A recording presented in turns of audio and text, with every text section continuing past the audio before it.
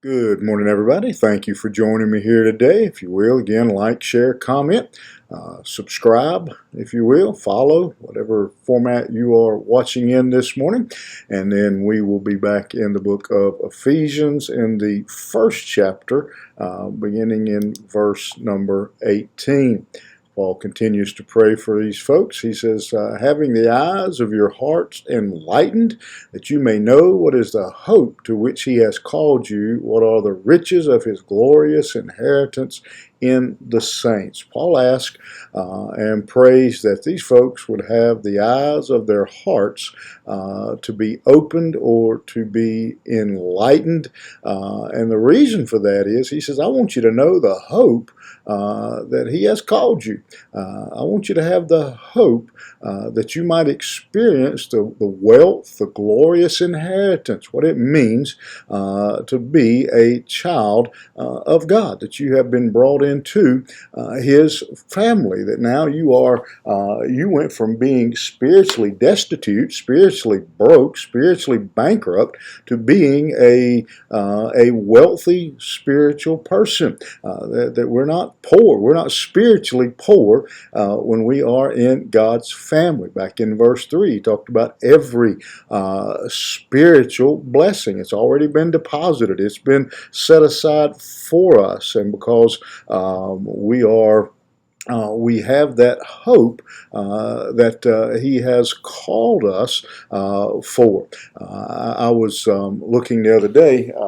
I don't know how many of you, but I have a AAA membership, and it was time for it to be renewed, and they sent the information and sent a little brochure about all the benefits that come from being a member of AAA. Now, I'm not trying to sell AAA to you this morning. I don't have any interest in the company, and I don't get any dividends. All I have ever really used AAA for was when a car needed towing, when there was a reason to have to tow a car in. Now, I knew that if you ran out of gas, they'd bring you a couple gallons of gas. I knew that if you had a flat tire, they'd come out and change your tire for you. Again, that wasn't, I can change my tire probably quicker than they can get there. And I believe they will come out, and if your battery's dead, they'll give you a jump start.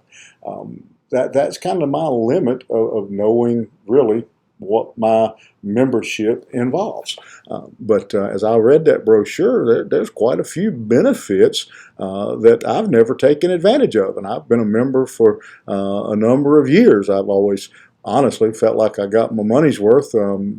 Just a few times I've had to have a car towed, but found out, man, there's quite a few benefits to being a member. And that's what Paul is talking about here. He says, I want you to have your hearts enlightened to what it means to be a member of the family of God. The benefits that you have in being a child of God, to be called one of his children. And if nothing else, the inheritance, what we have laid up for us in eternity, that we would have a hope in us.